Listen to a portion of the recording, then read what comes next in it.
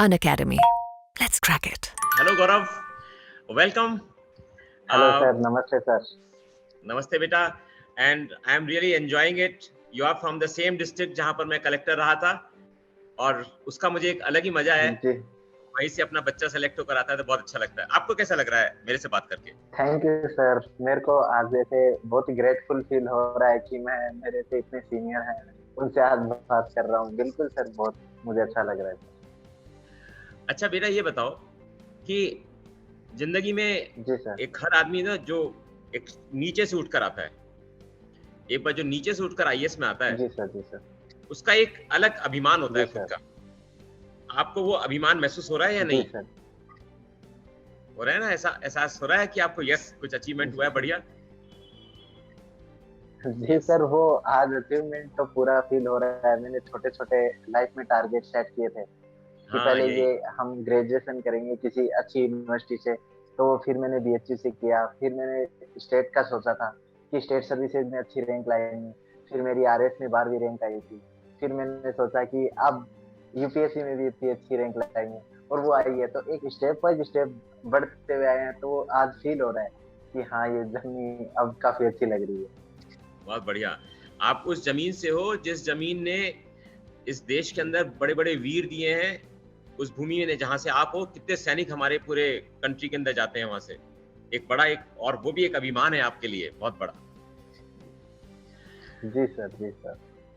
अच्छा बेटा, एक जी चीज़ और सर, बताओ। बिल्कुल सर, बिल्कुल। हाँ, अब अनअकैडमी में जी ना सर।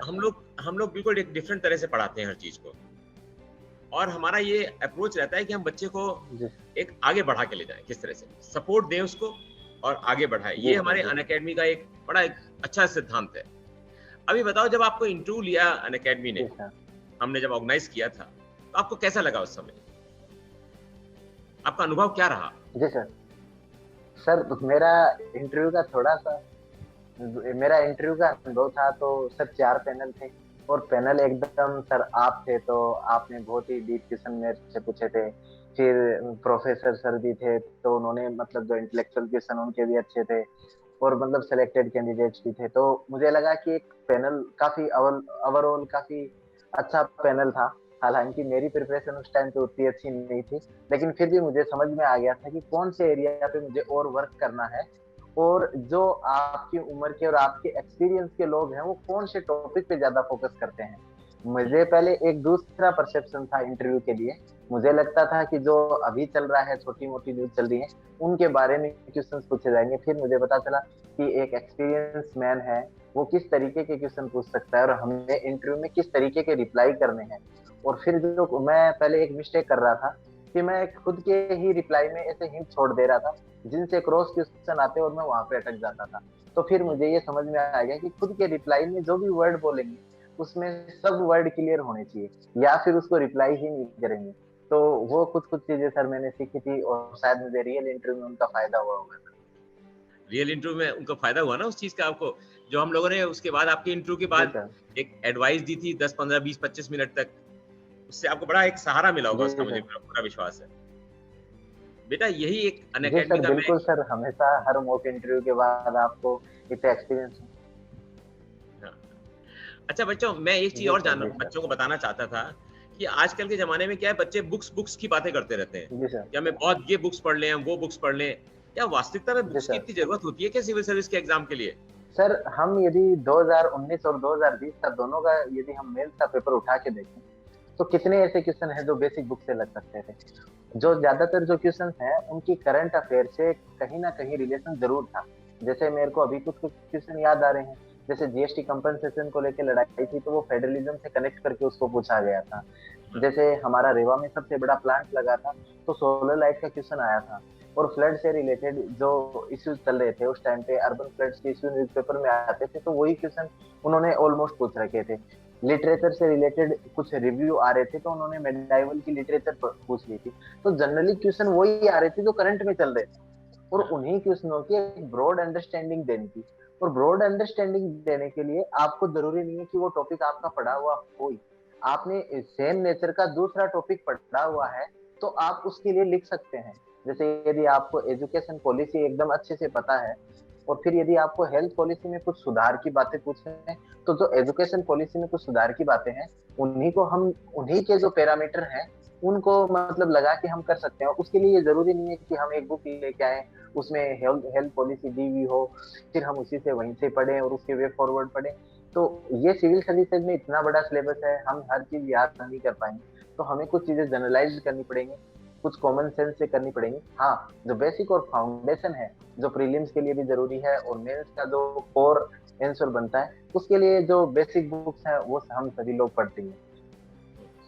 अच्छा बेटा, एक चीज़ और बताओ मेरे को कि आप जी चूँकि सर। एक ग्रामीण क्षेत्र में रहे और उसके बाद आप इंडियन फॉरेस्ट सर्विस में आ गए।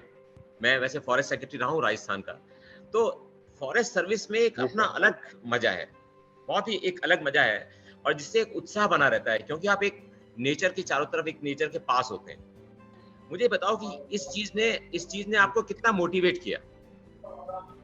बताओ इसके अंदर क्या आप जी कहना सर, चाहते हो ये मुझे? तो बहुत ही इम्पोर्टेंट बात है कि मेरे को हमेशा बोलते हैं।